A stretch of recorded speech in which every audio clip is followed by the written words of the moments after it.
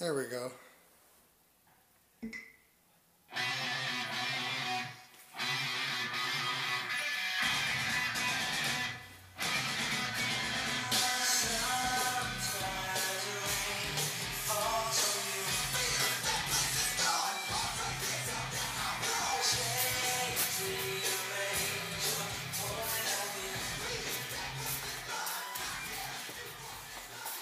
So here we are, back again. Got a lot of the undercoating scraped out so we can see what's going on in there. Plus I just didn't like it and it was peeling out anyways. I think there's still a little more to do on this side. Yeah. Yep. So we did find a little bit more rust.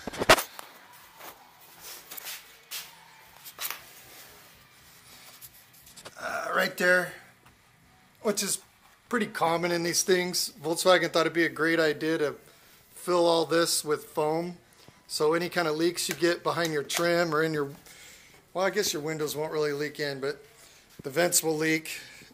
That foam will hold the moisture, and then this is what happens. Same thing with over here. That's what happens. So today I think we're going to see if this will bolt on. I've been told it'll bolt on. I can see already that the shock location is in the rear versus in the front of the axle from the factory. So I'll have to make some kind of shock mount. No big deal. Also, I have the spring plates, which have the camber adjustment right here, so we can actually adjust the camber on these things now. And I'll have to change over to the shorter torsion bars. We'll get in more into that later, but for right now we're gonna pull the CV off. We're going to pull this bolt off way back in there.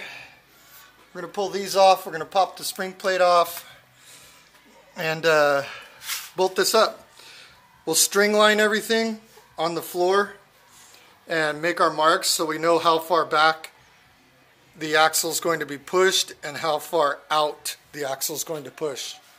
So the car will actually be a bit wider and a bit longer now. Oh, hey dude, glad you could join me. You ready to get going? Yep. All right, let's do this.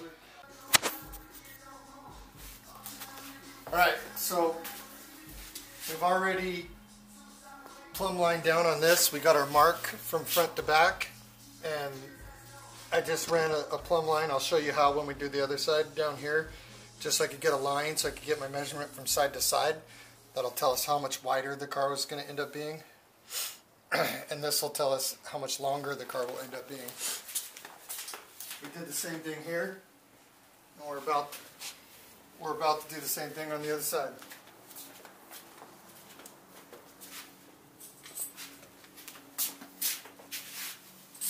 So we just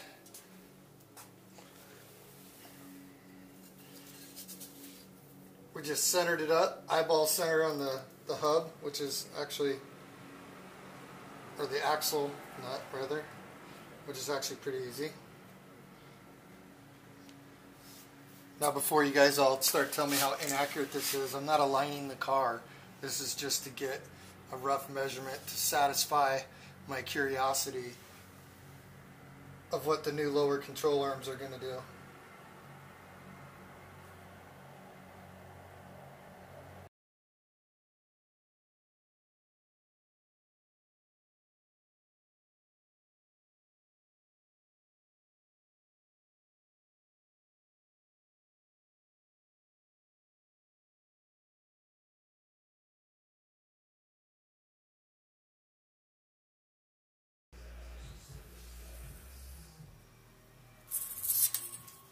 Now we're going to do the same thing to the front.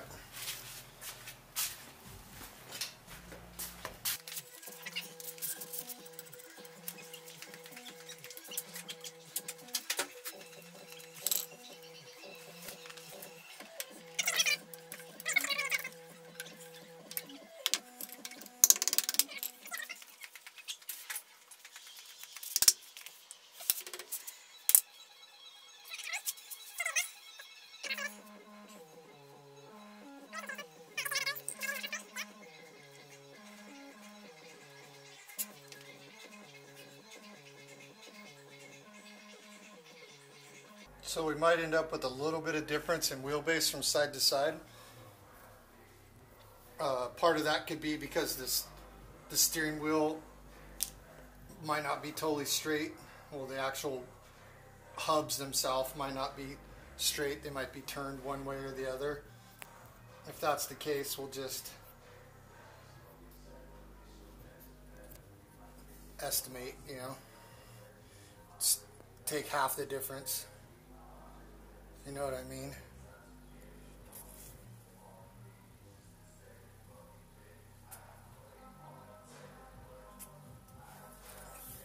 There we go.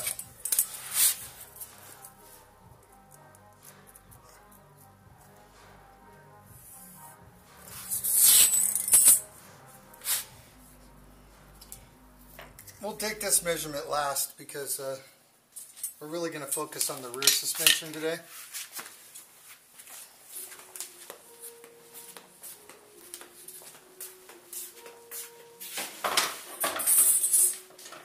So we're going to pull the axle nut, we're going to pull the CV bolts out, we're going to pull the shock loose, we're going to pull the inner pivot bolt out, we're going to take these 3 bolts out,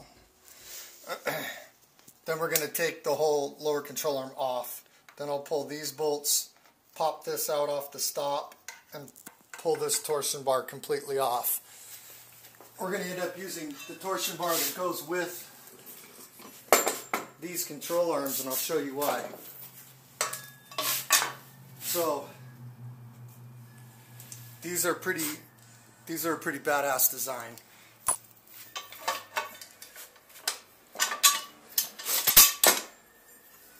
They have a lot of adjustment. Let me get these bolts all started and I'll show you.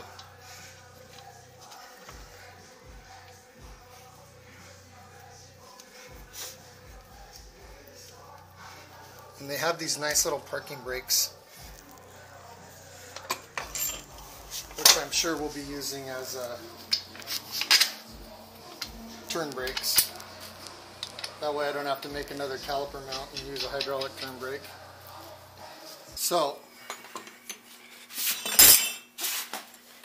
if you can watch this, you can see by moving this one, you can adjust. The arm will actually, remember it sits like this, so the arm is actually adjusting up and down, which is changing preload and ride height here. This is the pivot point right here. Okay? So if this is staying and you're rotating this, it's moving, it's changing this up and down, which will actually change your wheelbase a little bit as it comes in, but it'll also preload this wheel a little more, it seems to me anyways. And then if you change this other eccentric, which I apparently tightened too much, you can change the wheelbase. It's going to change your toe, and it's going to actually make it your wheelbase longer and shorter. See how it's moving back and forth on here? But if this can't move, because this is your inner pivot, it's actually going to have to rotate like this. So this will rotate like this. It'll set your toe.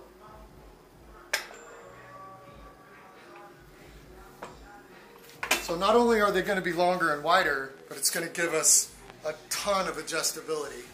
And when we get the torsion bar out, which I'll have to change to the shorter style torsion bar, as you can see it's a lot shorter in here than this, which will, using the same diameter torsion bar, but making it shorter, actually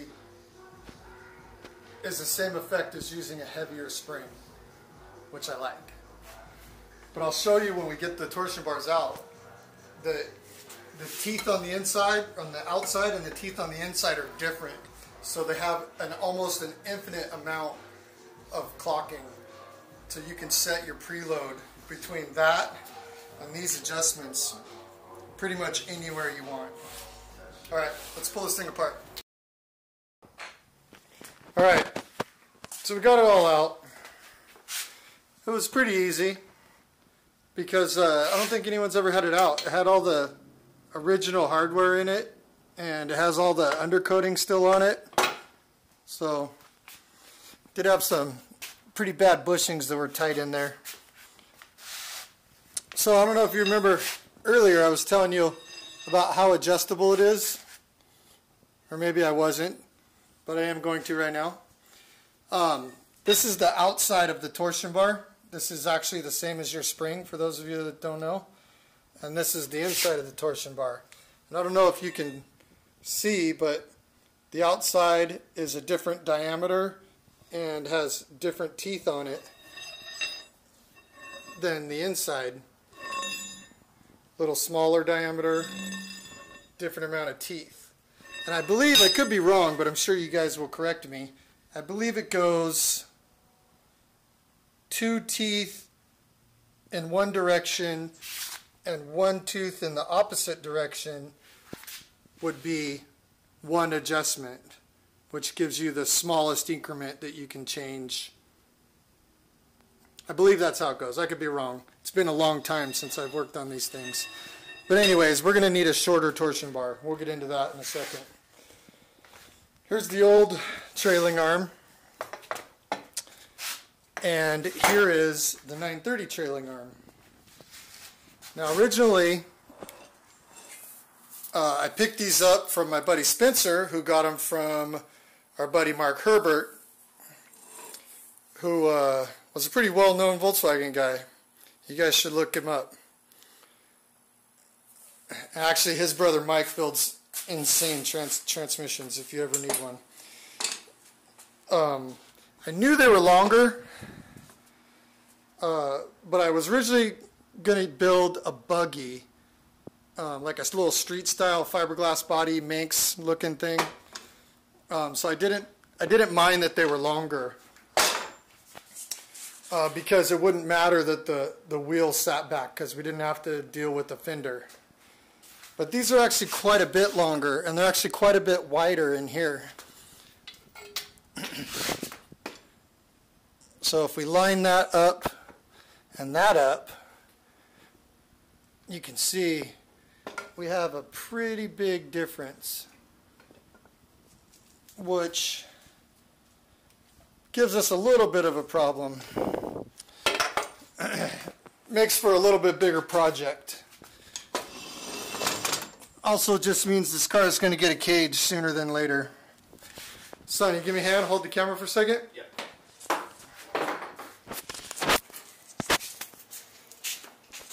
So if you look right in here, this is the inner pivot where this would go on the factory arm, or link, whatever you want to call it. So if we look in here right now, I know it's not all lined up, but I'm just giving you guys a visual. If that's lined up in there somewhat, you can see how much wider these are. They wouldn't even work. We'd have to build an offset spring plate. But what I haven't decided yet is how offset I'll make that spring plate and how much I want to move this arm in, because I really like the idea of the wheel being pushed out and back. I'll figure out what I'm going to do with my fenders later when we get to that point. But I think my next step is to pull the engine and trans, gut the car, the interior, and then I'll probably cut from this bar right here is the torsion housing. I'll probably clean the whole torsion housing off, so all this will come out, all the mount, that whole mount will come out, both sides, and I'll start fresh. And I'll end up building my cage and hanging my transmission from my down bars, which is what I would have done in the long run anyways. But since I've committed to using these 930 trailing arms, I'm going to have to do it sooner than later. All right, guys, we'll see you.